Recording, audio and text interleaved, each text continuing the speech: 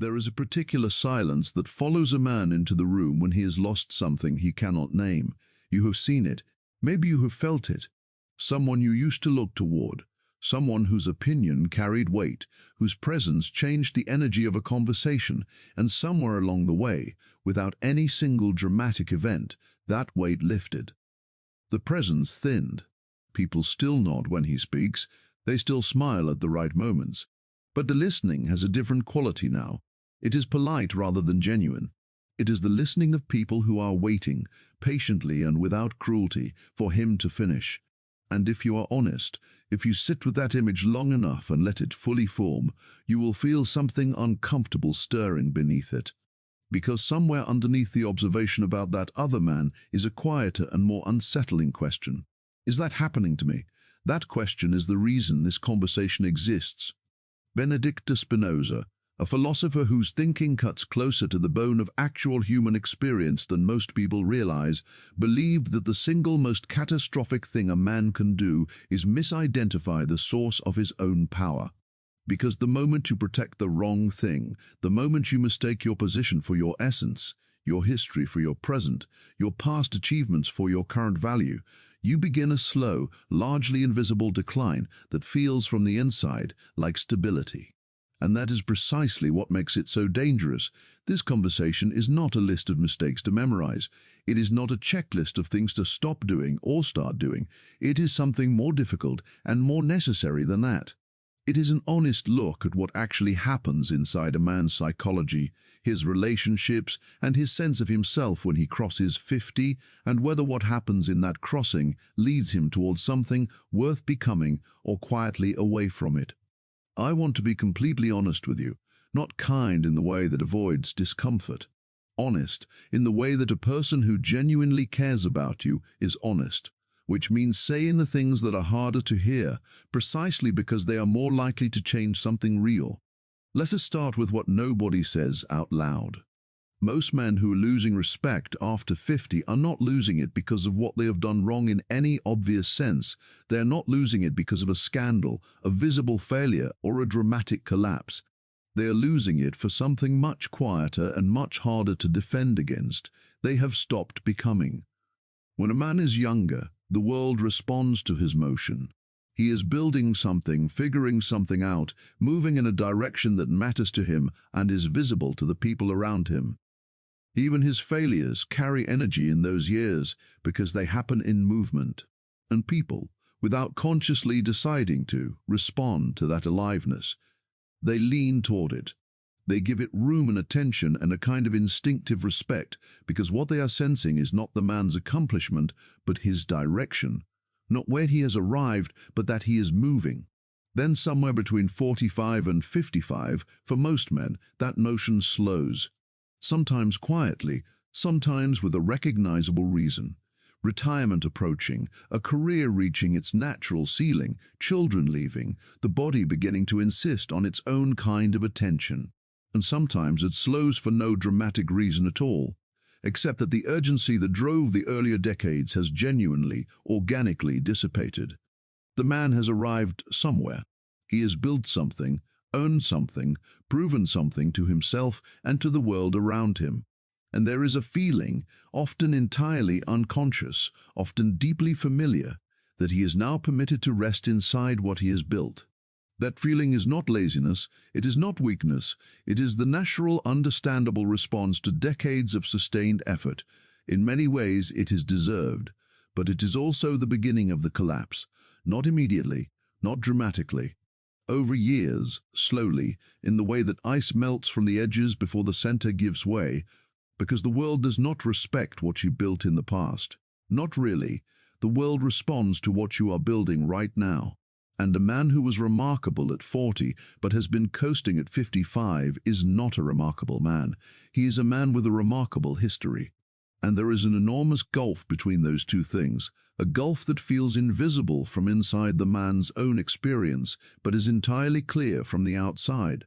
Think carefully about the men in your life whom you genuinely respect, not men you respect out of obligation, not men you respect because of their title or their money, or because their family and social convention makes disagreement too costly. I mean the men whose opinion you actually seek when something real is happening in your life. Men whose presence in a room changes the quality of that room without them doing anything deliberate to change it. Men who, when they speak, make you want to hear what comes next. What is it about them? I would bet that the answer, when you really sit with it and let it surface honestly, keeps returning to the same qualities. These men are still curious, still learning, still forming genuinely new thoughts, still capable of being surprised by an idea they have not encountered before. They have a specific quality of stillness that is not passivity. It is the stillness of someone who is not performing, not defending, not managing how he is perceived. They listen differently from most people. Not to find their entry point, not to wait for you to finish, to actually understand. And they are honest in a way that has become rare, not brutal, not blunt for its own sake, but genuinely honest. When they tell you something, you feel the weight of them meaning it. What all of these men share, what Spinoza would have recognized immediately, is that they have not confused their identity with their ego. That distinction is one of the most important psychological distinctions in a man's life, and it becomes most critical after 50, precisely because, by 50, the ego has had decades to consolidate. It has built walls and learned which attacks to expect. It has installed alarm systems for the specific criticisms that feel most threatening. It has developed sophisticated and largely automatic mechanisms for deflecting, dismissing, minimizing, or denying the information that would require it to change. The ego at 50 is not young and flexible. It is a fortress. And a fortress, by its nature, is a structure designed to prevent entry. Which also means it is a structure that prevents growth. Because growth always requires something to come in that was not there before. And a fortress keeps things out with extraordinary efficiency. Here is how this actually looks in the lived texture of a man's daily life. A man spends 30 years developing real expertise in his field. He becomes genuinely skilled, knowledgeable, experienced, able to read situations that people with less history simply cannot read.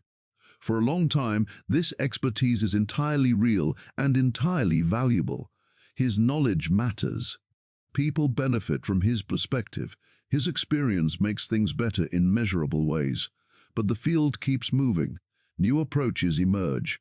New people arrive who have absorbed different information through different channels and develop different instincts. And there comes a moment, in a meeting, in a conversation, in some professional context, where the most relevant perspective in the room is not his, where the most useful insight belongs to someone younger, where being genuinely helpful in that moment would require him to say, with actual curiosity, "Tell me more about that. I have not thought about it from that angle." Watch what happens in that moment. Watch it carefully. It is diagnostic. A man whose identity is larger than his ego can sit in that moment without experiencing it as a threat to his existence. He can be genuinely interested, genuinely curious, genuinely pleased that someone in the room sees something he has not seen. And the room feels this. The room feels the security of it, the generosity of it. And paradoxically, this is the beautiful paradox that Spinoza understood intuitively long before modern psychology could describe it. The man's actual respect in that room increases. Because what he has just demonstrated is something rare and genuinely powerful, he does not need to be the most knowledgeable person in the space in order to feel like himself. But the man whose identity has collapsed into his ego cannot do that.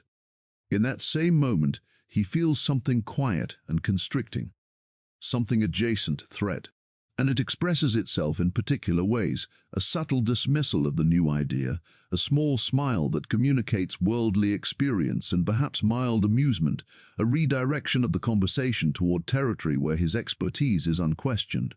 He talks more than the moment requires. He fills space with the sound of his own authority, because that sound is what confirms to him that he is present, that he still matters, that he is still the man he needs to be, and people feel it. They always feel it, not as a loudly named thing, but as a slight deflation, a subtle withdrawal, a quiet recalibration of how much of themselves they will bring to him next time. And each small withdrawal accumulates into something much larger over months and years until there is a significant distance between him and the people who were once closest to him that nobody can quite explain and nobody knows how to close. There is a man I want to tell you about. His name for this conversation is Raymond. Raymond spent 3 decades building a construction business from genuinely nothing into something real and substantial: contracts, a team, a reputation in his community that meant something concrete to concrete people. When Raymond gave his word, things happened. When he walked into a room of developers and contractors and site managers, people paid attention, not because they had to, but because they had learned through years of experience that paying attention to Raymond was worth their time. He stepped back from the daily running of the business at 58. Not fully, not cleanly. He kept his title, attended meetings, stayed involved at the edges of things. His son and a younger management team absorbed the actual operations. And Raymond told himself sincerely that this was the plan. This was what success looked like. This was what all those years of work had been building toward. What nobody told Raymond, and what Raymond could not tell himself, because seeing it would have required a kind of self-awareness he had not yet built, was that his identity had been so thoroughly fused with being the man who builds things, the man whose decisions shape outcomes, the man around whom other people orient, that without those specific functions, he did not quite know who he was anymore. Not in any dramatic, crisis-level way, just in a quiet, persistent, slightly disorienting way, like a ship that has lost its bearing, still floating, still moving, but no longer sure of its direction. And that disorientation expressed itself in the ways that unexplored disorientation always does, through behavior that created damage without intending to. He began second-guessing his son's decisions in public. In meetings, he redirected conversations toward the ways things had been done before, which was another way of saying toward the ways he had done them. He offered his opinion in situations where nobody had asked for it, because offering opinions had always been one of the primary ways he confirmed to himself that he was a man whose opinions carried weight. He was not malicious about any of this. He was not consciously trying to undermine. He was trying, without knowing he was trying, to feel like himself again, to find solid ground. But from the outside, from the perspective of his son and the team around him, it felt different. It felt like interference. Like a man who had said he would let go but could not actually release his grip. Like someone whose presence, once a source of stability, had become something that needed to be managed. Quietly, inevitably, the respect began to thin, not with any announcement, not with a confrontation. Conversations started happening without Raymond in them. Decisions got made before he arrived at meetings. His son stopped bringing real problems to him, not from disrespect, but because bringing a problem to Raymond now meant navigating Raymond's need to be the one who solved it, and that navigation was exhausting on top of the original problem. So the son stopped, and Raymond felt, increasingly and without being able to name the reason, that he was being kept at a distance from things that should have included him. Within 3 years of stepping back, Raymond was a man who had lost something real and could not name what it was. The anger that came from that loss was the vague, diffuse, generalized anger of a man whose pain is emanating from inside himself rather than from anything he can clearly identify outside. Spinoza would have identified the root of Raymond's situation with a clarity that Raymond himself could not access.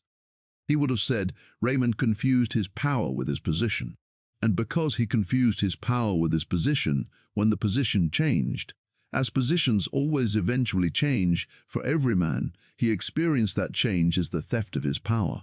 And a man who believes his power is being taken from him becomes, without intending to, a man who takes. He takes attention, he takes credit, he takes space in conversations, he takes the oxygen out of rooms. And the taking, with a terrible and precise irony, accelerates the very loss it is trying to prevent. He drives away the very people whose presence would confirm the relevance he is desperate to feel. This is what Spinoza called bondage, not the dramatic bondage of chains and prisons, but the subtler and more pervasive bondage of a man whose sense of himself depends entirely on external conditions remaining favorable. A man who can only feel powerful when the world is actively confirming his power is not actually powerful. He is dependent. As dependent as any addict, except that what he is addicted to is deference, relevance, the continuous experience of being the center around which things revolve. And when that supply diminishes, as it will for every man, in every domain, as a simple function of time, the withdrawal is real and painful and produces behavior that drives people further from him, which makes the withdrawal worse, which produces more of the behavior in the painful and accelerating cycle of all dependency. The free man, the genuinely free man, what Spinoza spent much of his philosophical life trying to describe, is someone whose sense of himself does not expand and contract based on what the world happens to be giving him or withholding from him in any given moment. He can walk into a room where nobody knows his history and feel entirely himself. He can be publicly wrong without feeling that his fundamental worth is under attack.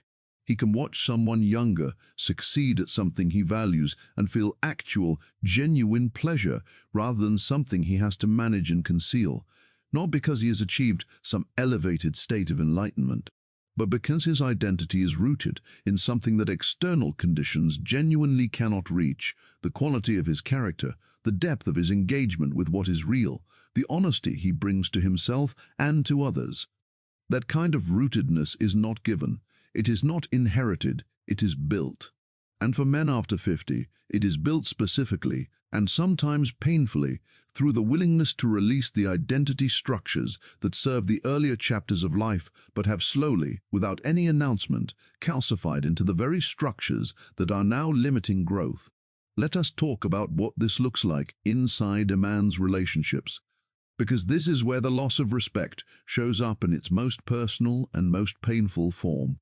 A man's relationship with his partner after 50 is one of the clearest mirrors available to him. Not because it is a test. It is not a test, and treating it as one is itself a symptom of the problem, but because intimacy does not offer the same cover that professional contexts do.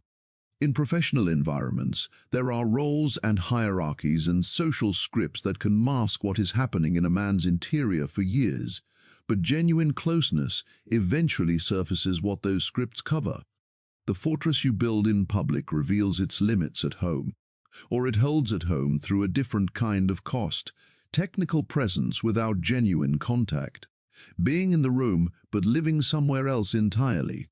There is a pattern that plays out in the lives of many men who are now past 50. They were taught, by their fathers, by their culture, by the accumulated weight of mostly unspoken expectation, that their job was to provide and protect, that strength looked like self-containment, that the emotional dimensions of life, the interior life of feelings and needs and fears, were either not their department or not worth serious sustained attention. And so they worked. They kept their commitments in the practical sense. They showed up in all the ways they had been told counted as love. They were reliable, which is genuinely important.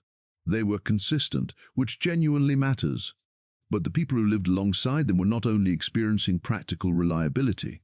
They were experiencing the daily reality of sharing a life with a man who was present in the transactional sense, but largely absent in the other sense.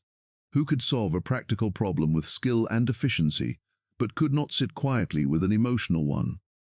Who could manage a crisis but could not be genuinely curious about what his partner was carrying inside on an ordinary Wednesday? Who was consistently there and consistently somewhere else? For a while, sometimes a long while, this is navigated. Children absorb the space. Routines fill the gaps. The shared project of building a life together provides enough forward motion to sustain the partnership. But as those structures thin, as the children grow up and leave, as the career reaches its natural ceiling, as the rhythms that organize the earlier decades stop organizing the current ones, there is often a reckoning, a moment when the gap between what was given and what was needed becomes too large and too undeniable to continue managing. The men who navigate this transition well are not, for the most part, men who are naturally fluent in emotional territory. Most of them are not. They are the men who approach this recognition, the recognition that something significant has been missing, with the same seriousness and willingness they brought to every other real challenge in their lives. They do not pretend the gap is not there. They do not convert their partner's experience of it into a criticism that needs to be defended against. They say, with the specific difficulty that comes from saying something true for the first time after many years of not saying it, "I see this. I want to understand it. I am willing to be a genuine beginner here, even now." That willingness to be a true beginner in the territory of the heart after decades of being an expert in other territories is one of the most genuinely courageous things a man can do after 50. Not because it is dramatic, precisely because it is not. Because it requires showing up, imperfectly and consistently, to something with no clear metrics, no external validation, no defined finish line. Just the slow, real, often awkward work of learning how to be actually present with another person. Let me tell you about a man who navigated this. His name, for this conversation, is Martin. Martin spent the first half of his adult life as a corporate attorney, genuinely skilled, well compensated, and by 52, burned through in a way he could not honestly deny anymore. He had spent 30 years being the person in the room whose job was to win arguments, and he was very good at it. But winning arguments had taught him over those 30 years a way of moving through the world that served him brilliantly in courtrooms and boardrooms and was quietly dismantling everything else. He argued with his wife at dinner. He corrected his grown children at family gatherings. He had a considered opinion on virtually every subject and a patience for being wrong about exactly none of them. He was so skilled at making his positions land that most people in his life had simply stopped engaging in real disagreement with him. Not because they agreed, but because the energetic cost of disagreeing was too high for too little return. They had learned to wait him out, change the subject, or avoid the areas where his certainty would fully activate. At 52, his wife told him something, not with anger, not dramatically, calmly, in the precise tone of someone who has thought carefully about what they are about to say and has decided to say it once, clearly, without needing to repeat it. She said that she was not unhappy enough to leave, but was not happy enough to continue in the way things currently were, that she wanted to still be in this marriage in 10 years, but that what the marriage currently was she could not sustain for another 10 years. He did not get defensive. He could not fully explain why then or later. Something in the particular quietness of her tone, in the complete absence of drama from what she said, reached something in him that years of smaller signals had not reached. And he sat with what she said for several days without converting it into an argument or a counter-narrative or a list of extenuating circumstances. He just sat with it, which was, for Martin, itself an unusual thing. Then he found a therapist, which for a man of his temperament and background and generation was approximately as natural and comfortable as learning to walk on the ceiling. What followed over the next 3 years was not dramatic. No transformative event, no spiritual awakening, no pilgrimage. He simply began paying attention differently to himself, to conversations, to the specific moments when he was in a discussion to win something versus in a discussion to understand something. He started catching the automatic formation of the counter-argument and occasionally, deliberately, letting it dissolve in favor of a question.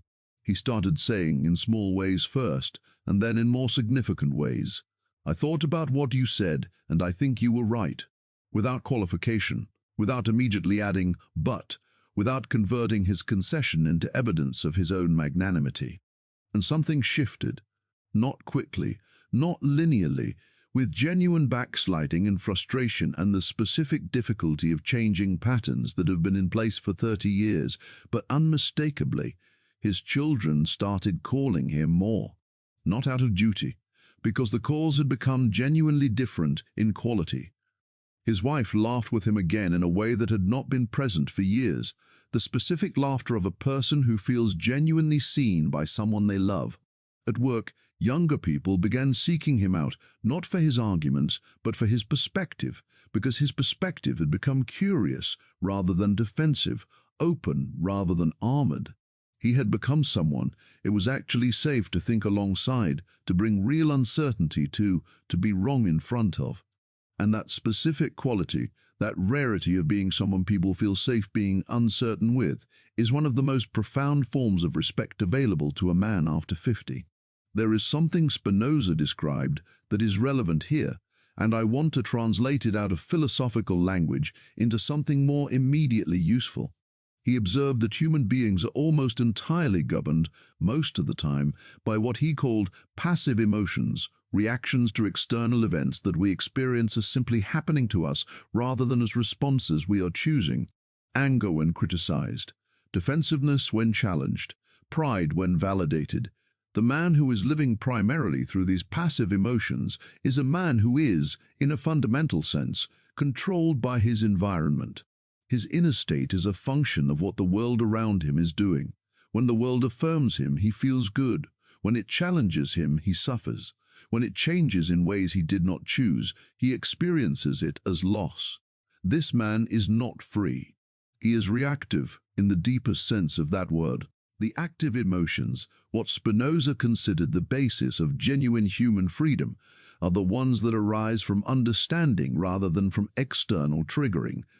The joy that comes from clarity, the engagement that comes from genuine curiosity, the steadiness that comes from knowing what you actually value and why. A man living from these active emotions is not invulnerable to difficulty. He still feels things, but his inner state is no longer simply a mirror of whatever his environment is currently reflecting back at him. He has access to something more durable than external validation, and that access changes everything about how he moves through the second half of his life. The men who lose respect after 50 are, almost without exception, men who have spent decades developing the reactive pattern without recognizing it as a choice. They have become extremely sophisticated at managing the passive emotions, suppressing some, performing others, converting vulnerability into aggression with great efficiency. But they have not developed the active counterparts. They have not learned to find steadiness from within. And as external circumstances become less reliably affirming, which is simply what happens as men age, regardless of achievement, the absence of that inner resource becomes impossible to ignore. I want to tell you about one more man. His name, for this conversation, is George. George spent the final decade of his working life convinced that his professional difficulties were primarily the result of jealousy. Every exclusion from a meeting, every decision made without him, every opportunity that went to someone younger was organized into a narrative of envy. People who could not stand to see a capable man succeed and so found ways to limit him. And I want to be precise, there were elements of truth in this narrative. Professional environments are political. Competence is not always rewarded cleanly. People can be territorial and petty and occasionally genuinely motivated by envy. George was not inventing these things, but George could not see what was also true, that his way of being in conversations had become, over years, consistently draining in a way that had nothing to do with his competence. He did not listen. He processed what was said only long enough to identify his entry point. He had a reliable habit of arriving in discussions already committed to his position and leaving them identically committed, regardless of what had been said in between. He communicated, not subtly, that people who disagreed with him were either less informed or less honest than he was. He did not intend cruelty by this. He genuinely believed it. But the effect on people around him was the same, regardless of the intention behind it. The narrative about jealousy served a specific function in George's inner life. It preserved his self-image as a capable man surrounded by smaller people. It gave him a story in which his increasing professional isolation was a product of other people's smallness rather than of anything he was contributing, which meant it was not something he needed to examine in himself, which meant he did not have to change, which meant the isolation could continue and deepen while he remained, in his own account of his life, essentially blameless. When George retired, the farewell was appropriate, the gift was thoughtful, the speeches were carefully warm, and within 6 months, almost none of the people from 30 years of professional life were in meaningful contact with him. Not from ingratitude, not from unkindness. There was simply no reservoir of genuine mutual investment to draw from. He had been physically present in that environment for 3 decades, and had not quite inhabited the relationships within it. He had been in the rooms, but not in the connections. George is not the villain of this story. I want to be completely clear about that. He is a man who was never shown and never sought a way of being with other people that required him to be genuinely open to being changed by them. He built a version of himself that was capable and certain and defended, and that version served him adequately in many contexts for many years. But it could not build the thing that makes the second half of a man's life feel genuinely meaningful. It could not build intimacy. It could not build the specific kind of respect that survives the removal of the title, the salary, the professional context that once provided its structure. Here is the painful and honest truth that everything in this conversation has been moving toward. Respect after 50-odd, real respect, lasting respect, the kind that is freely given rather than socially obligated, is not built through performance. It is not accumulated through resume or accomplishment or visible evidence of a successful life. It is built through something much more specific and much more demanding than any of those things. The quality of your actual presence with actual people in the actual moments of their lives. And quality of presence is not a vague concept. It has precise components that can be named and developed. It means that the people around you feel genuinely seen when they are with you, not efficiently handled, not processed, not managed, but actually seen. It means that when you offer honesty, it is in service of truth, rather than in service of your need to be right or to appear wise. It means that you listen with the specific quality of someone who is actually curious about what they are going to hear.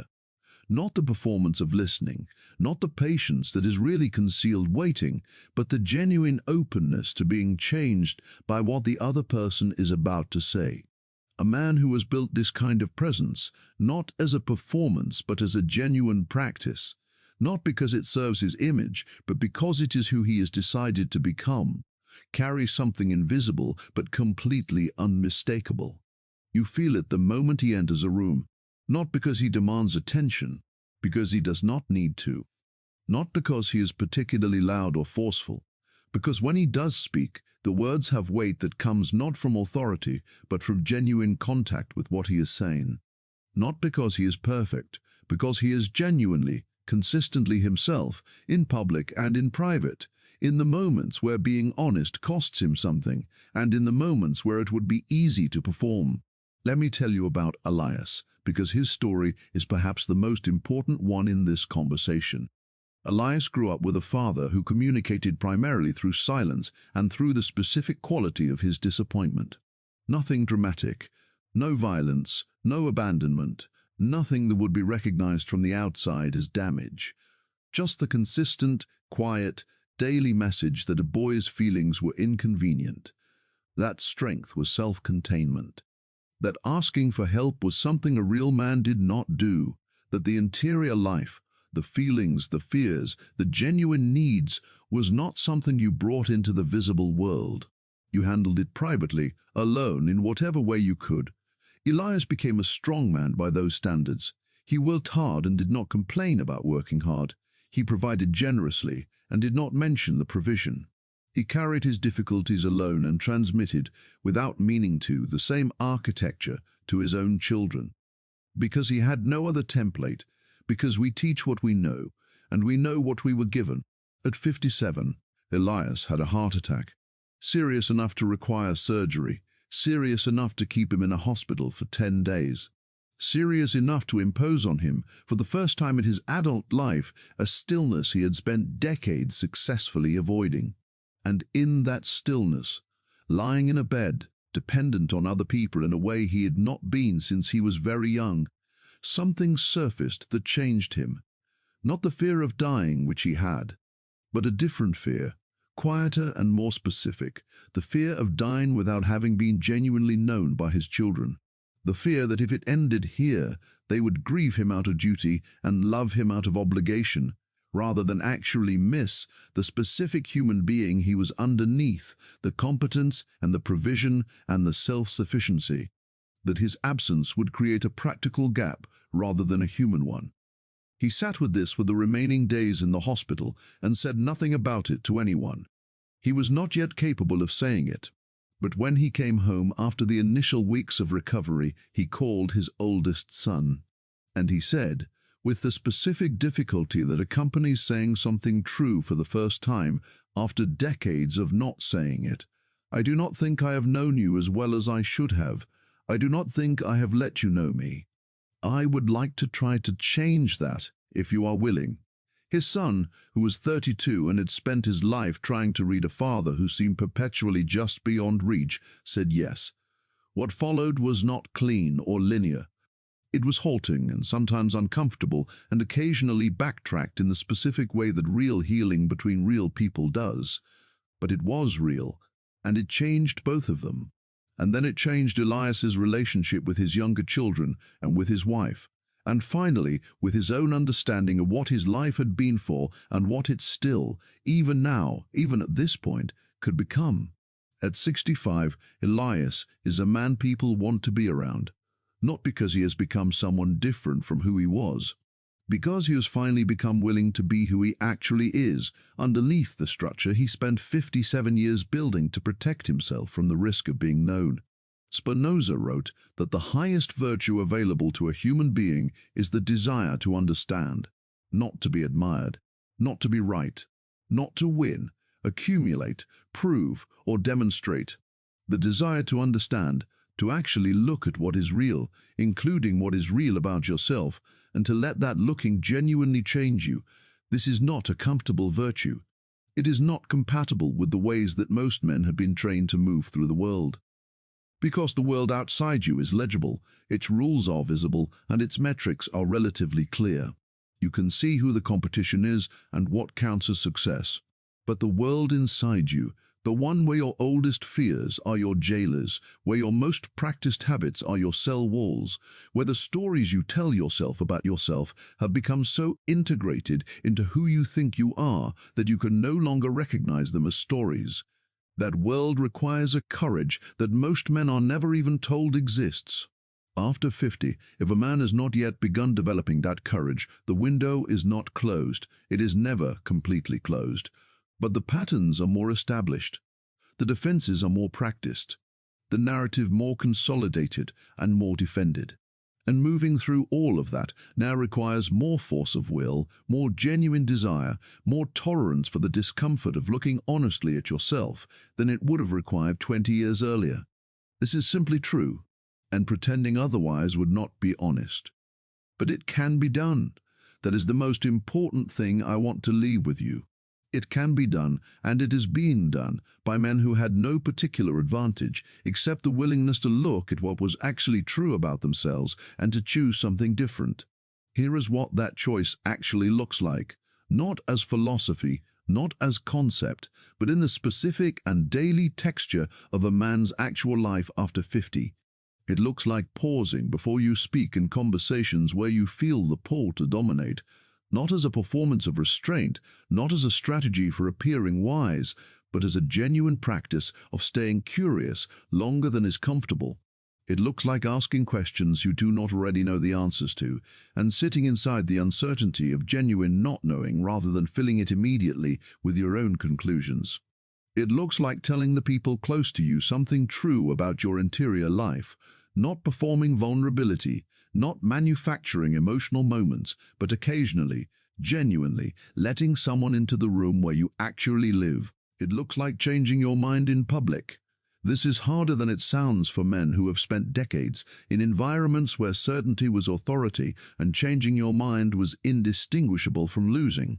But a man who can say without qualification and without immediately converting his concession into evidence of his sophistication, "I thought more about what you said, and I think you were right," that man is doing something genuinely rare. He is demonstrating that truth matters more to him than being right. And people trust a man like that in a way they cannot trust a man who is always certain. They bring him their real questions and their real situations because they know he will engage with what is actually there. It looks like taking your physical health seriously, not from vanity, not from the anxious compensatory fitness that is really about managing fear of aging, but from genuine care for the vessel through which your presence is experienced by others. A man who is chronically exhausted and physically neglected has less access to the best parts of himself. That is simply true. And after 50, maintaining real energy and real physical capacity requires deliberate, consistent, non-negotiable choice in a way it simply did not require at 30. It looks like finding things that genuinely make you come alive, that are not connected to your identity as a provider, a competitor, or a professional. Things you pursue because they are inherently interesting or beautiful or worth understanding for their own sake.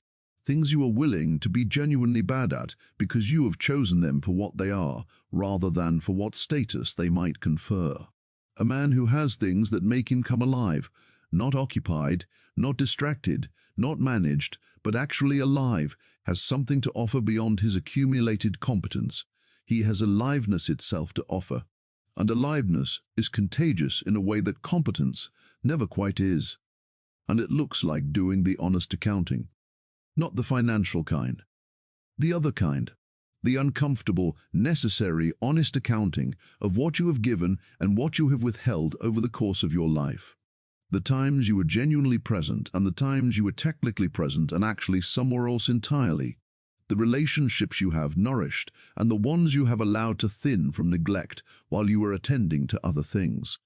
The ways you have changed and the ways you have resisted changing. What you are actually proud of, not performatively but genuinely, when no one is watching, and what you would do differently if the years offered any kind of renegotiation. This accounting is not punishment. It is not the construction of a case against yourself. It is the clear seeing that Spinoza identified as the highest human capacity, the looking at what is true without flinching from it, not in order to diminish yourself, but to build from what is actually there rather than from what you wish were there, or what you once were, or what you told yourself you were, during the years when the story was easier to sustain. Legacy is a word people attach to monuments and accomplishments and things designed to be visible and permanent. But the real legacy of a man, the kind that continues after he is gone, the kind that lives inside the people who actually knew him, is not made of achievements. It is made of the quality of his presence in the specific moments that mattered to specific people. It is made of the way a father listened when his child was struggling and did not know how to ask for help. The particular honesty of a mentor who told you the truth when everyone else was being kind. The specific quality of another person's attention at a moment when you needed to feel that your existence mattered to someone beyond yourself. These moments are not monument-sized. They will not be inscribed on anything, but they are the things that people actually carry forward into their own lives. They are what shapes how someone loves their own children, speaks to their own friends, faces their own most difficult moments, and in that sense, they have more reach and more durability than almost anything else a man can leave behind. A man who has been genuinely present, who has listened with real attention, told the truth with real care, shown up in the invisible moments rather than only the significant ones, leaves something behind that does not need a monument. It is already woven into the fabric of other human lives, continuing through them in ways he will never fully know and would not need to measure, even if he could.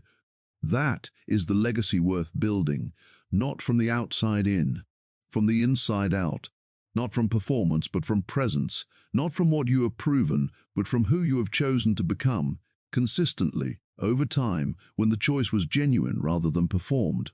There is something that happens to a man's confidence after 50 that almost nobody talks about honestly, and I want to name it because it is at the center of a great deal of what we have been exploring. Confidence in the first half of a man's life is largely constructed from external validation. It is built from results, from winning, from being chosen, from being recognized, from having the evidence of competence accumulate into something solid enough to feel stable. This is not a character flaw. This is how confidence works when you are building something. You do the thing, it works, you do it again. The repetition builds belief, and that process is entirely appropriate for the early chapters of a man's life. But confidence built entirely from external validation has a fundamental vulnerability. It is only as stable as the external conditions that sustain it. When the winds come less frequently, When the professional terrain changes and your particular expertise is no longer the most relevant expertise, when the body stops responding the way it used to, when the social context that once confirmed your place in the hierarchy gradually shift around you, that kind of confidence does not hold. It does not transform or evolve, it erodes. And the erosion produces behaviors that look, on the surface, like confidence, loudness, certainty, dominance in conversations, but are actually the opposite. They are the behaviors of a man who is frightened that the resource is running out. Real confidence, the kind that does not require external conditions to remain stable in order to sustain itself, is built differently. It is built from the inside. It is built from the accumulation of honest self-knowledge, knowing what you genuinely value, knowing where your actual strengths lie, knowing what you are willing to do and what you are not willing to do, and having clear, honest reasons for both. A man who knows himself in this way, not perfectly, not completely, but with genuine depth and honest, ongoing inquiry, is a man whose confidence does not require the world to keep confirming it. He can be in an environment where he is not the most important person, where his contributions are less visible, where others are being recognized rather than him, and he can be genuinely fine, not performing fineness, not suppressing the ache of not being recognized. Actually fine, because his sense of himself is not sourced from the recognition. Building that kind of confidence after 50 is possible. It requires the willingness to actually examine what you value and why, not what you were taught to value, not what your culture or your father's generation told you was worth valuing, but what you genuinely care about when you are being honest with yourself. It requires the willingness to acknowledge the areas where your confidence was always more about performance than substance, not to punish yourself for that, but to understand it clearly enough to build something more durable in its place. One of the specific things that accelerates a man's loss of respect after 50, and that is rarely discussed with the directness it deserves, is the relationship between men and their anger. Most men of certain generations were taught an implicit and extremely narrow definition of acceptable emotional expression.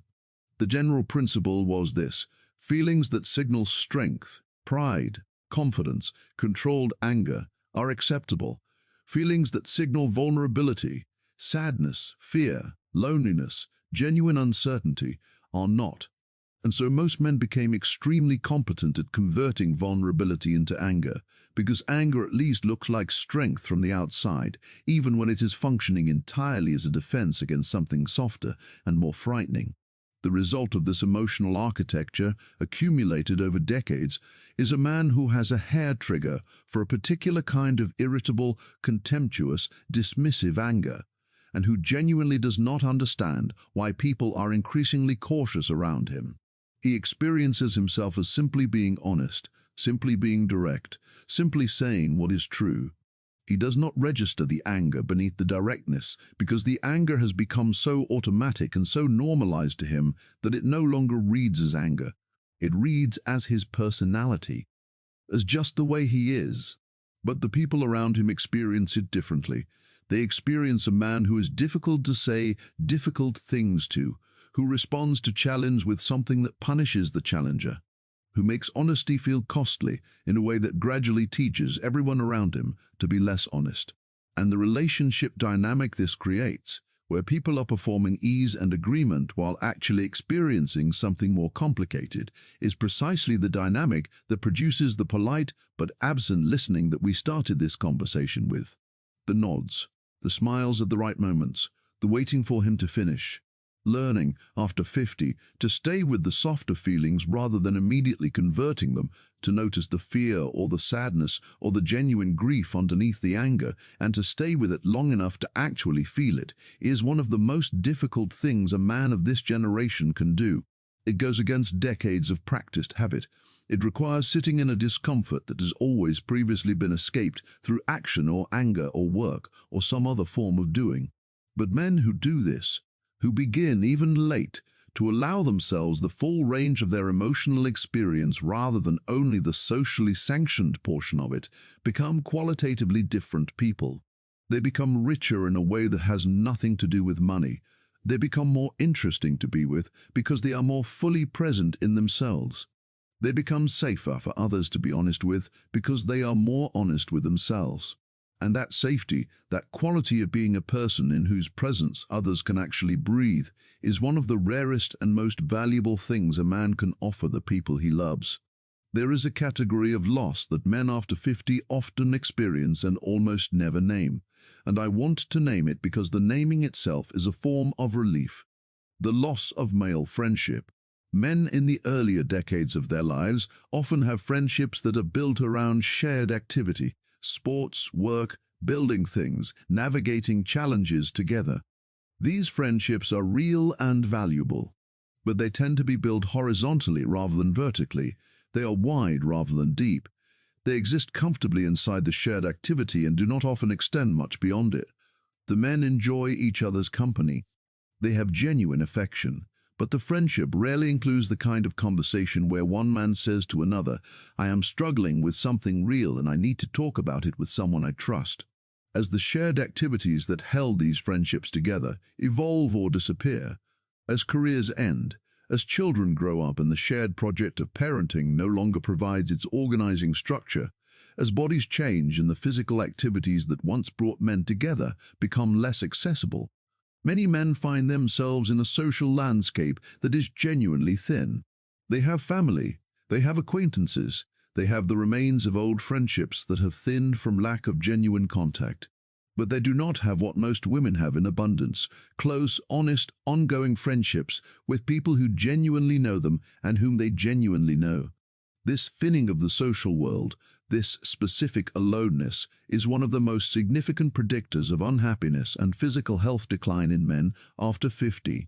And yet it is almost never discussed directly, because acknowledging it would require acknowledging the kind of loneliness and need for connection that does not fit the emotional vocabulary most men have developed. The men who navigate this well, who arrive at 60 or 65 with genuine friendships that sustain them, are almost universally the men who made deliberate investments in those relationships earlier, who did not only show up for the activity, but sometimes showed up for the conversation, who allowed occasionally the kind of honesty between friends that most men resist because it feels too close to the vulnerability they have spent decades managing, who called not only to make plans but sometimes simply to say, "I was thinking about you, how are you actually doing?" Those small acts of deliberate investment, made consistently over years, are what create the social wealth that sustains a man through the second half of his life. And for men who are reading this after 50 and recognizing a deficit in this area, the relevant news is not hopeless. Genuine friendships can be built at any age. They require time and consistency and the willingness to occasionally go deeper than the surface allows. But they can be built. They are worth building. And building them is one of the most meaningful things a man can do with the time he has. I want to talk for a moment about purpose. Because one of the specific reasons many men lose respect after 50 is not about character or relationship quality or emotional development. It is simpler and more mundane than that. They have lost a genuine sense of what they are for. The purpose that organized the earlier decades, career, financial provision, raising children, building something, has either been completed or is in the process of completing, and nothing has arrived to take its place. A man without genuine purpose is not an attractive presence, not in the sense of physical attractiveness, but in the deeper sense of being someone worth being around, someone whose life radiates something worth drawing close to.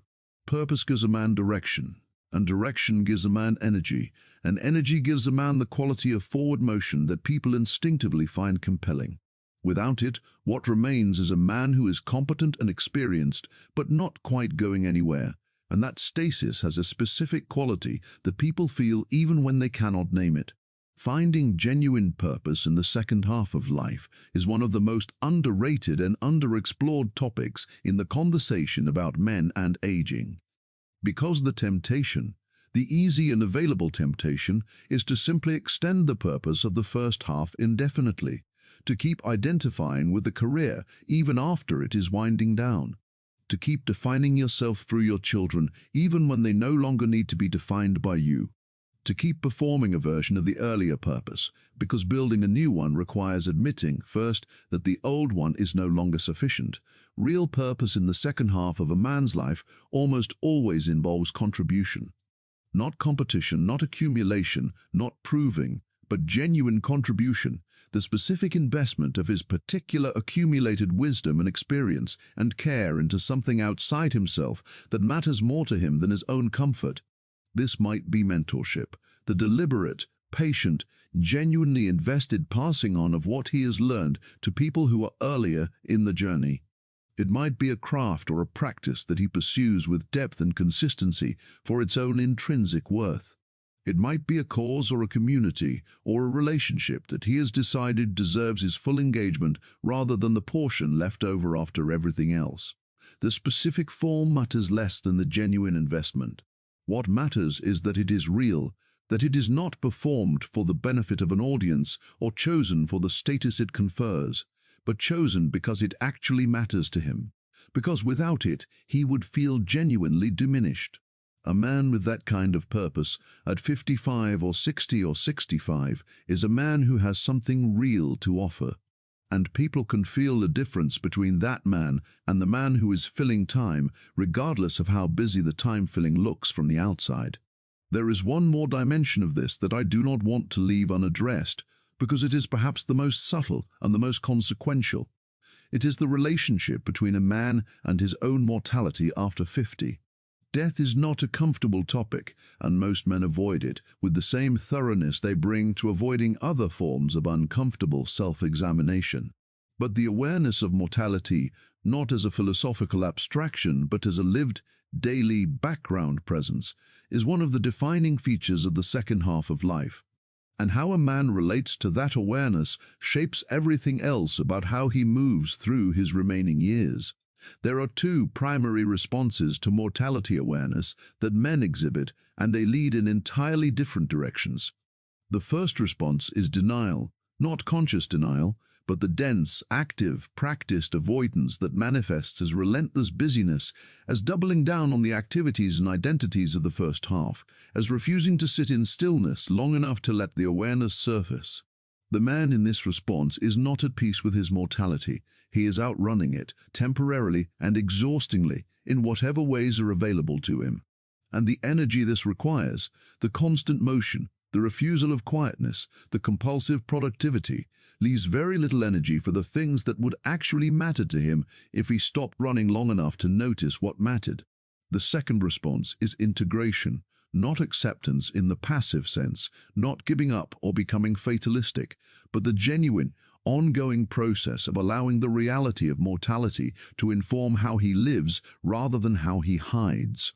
The man in this response has made some peace with the fact that time is genuinely limited, and that peacemaking, far from being depressing, tends to produce a specific kind of clarity. It clears away the activities and commitments that were always more about performance or obligation or fear than about genuine value. It makes certain conversations more urgent in the best sense, not urgent out of anxiety, but urgent out of love. It makes certain investments more obvious, time with the people who matter, engagement with the work that is genuinely meaningful, the specific repairs and reconciliations and honest conversations that have been deferred for too long. Men who have done the work of integrating mortality, who have allowed themselves to actually feel the weight of finite time rather than managing it away, tend to move through their later years with a quality that other people find genuinely magnetic. There is a groundedness about them, a lack of pretense, a willingness to speak directly about what matters, and a corresponding freedom from the need to speak about what does not. They have found, through the difficult route of genuinely reckoning with their own limits, a kind of freedom that the men who are still running from those limits will not find by any shorter path. The men who age into genuine respect, and they exist, they are real people you can find in your own life if you look with clear eyes, share a quality that I want to name as precisely as I can, because imprecise naming of it makes it sound either too grand or too easy. They have become students of their own experience, not in a self-absorbed way, not in the way of endless navel-gazing that produces insight without change, but in the way of genuine inquiry, the ongoing, honest, curious examination of what is actually happening in their lives, what they are actually feeling, what is actually working and what is not, and what the distance between those two things might be telling them about something they have not yet understood. This quality of genuine self-inquiry is almost uniquely positioned to develop in the second half of life, because the second half tends to provide the raw material that makes it possible. Younger men can often sustain the illusion of having life under control. They are moving fast enough, building actively enough, but the questions that would surface in stillness do not get the opportunity to surface. But after 50, stillness tends to arrive whether you invite it or not. The noise decreases. The activities that filled the earlier decades complete themselves or fade. And in the quieter space that this creates, something is available that was not available before, the genuine opportunity to actually know yourself rather than the version of yourself that you have been performing for decades. Men who take that opportunity, who use the relative quietness of the second half not for comfort and coast, but for genuine inquiry and genuine growth, become something that is worth watching and worth learning from. They become the kind of men that younger people seek out, not because of their accomplishments or their advice in the prescriptive sense, but because of something they carry that is harder to name and more valuable, the lived evidence that it is possible to move through a complete human life and arrive somewhere genuine. To not have been consumed by the performance, to not have lost, in the decades of building and proving and providing, the actual person who was doing all of that building and proving and providing. That is what genuine respect looks like when it is rooted in something real, not deference, not obligation, not the polite nod of people who are waiting for you to finish, but the specific quality of attention that people give to someone who has actually arrived at something worth paying attention to, someone in whose presence you feel that something real is happening, someone who, by simply being who they genuinely are, makes it slightly easier for you to be who you genuinely are. That kind of man is worth becoming. The road there is not short and it is not easy, and it does not get easier simply because you have reached a certain age, but it is available. It has always been available. And the first step, as Spinoza would have recognized, is simply to understand clearly where you actually are, and to be honest enough with yourself to want something better than the fortress you have built. I want to leave you with a real question, not rhetorical, not easy. If the people who know you best, your partner, your children, your oldest and most honest friends, the people who have been in the rooms where your actual self shows up rather than the version you present to the world, if those people were describing their experience of you to someone who did not know you, what would they say? Not what you hope they would say, what you genuinely believe they would say, based on who you have actually been in the continuous texture of daily life over the past several years. And then, is that what you want them to say? If the answer is yes, if there is genuine alignment between what you believe they would say and what you would want them to say, then you are already on the right road.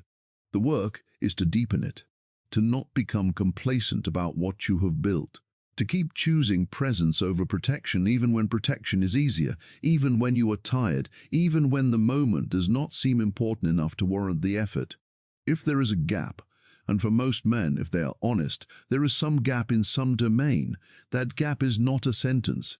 It is not evidence of some fundamental inadequacy that cannot be addressed. It is simply the recognition that something needs to change, combined with the only real question, whether you are willing to be the one who changes it. Spinoza understood that freedom is not the absence of constraint or difficulty.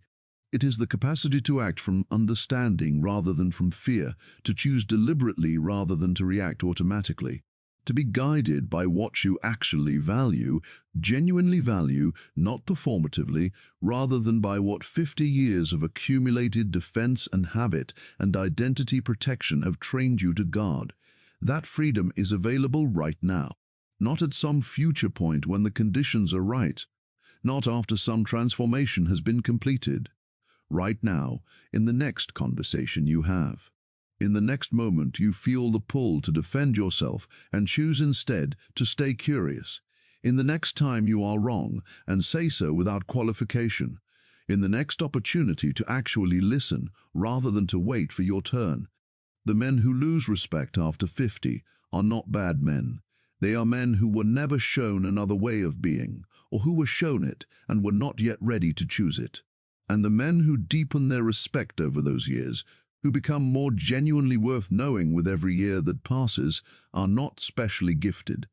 They do not have some rare emotional intelligence that others lack.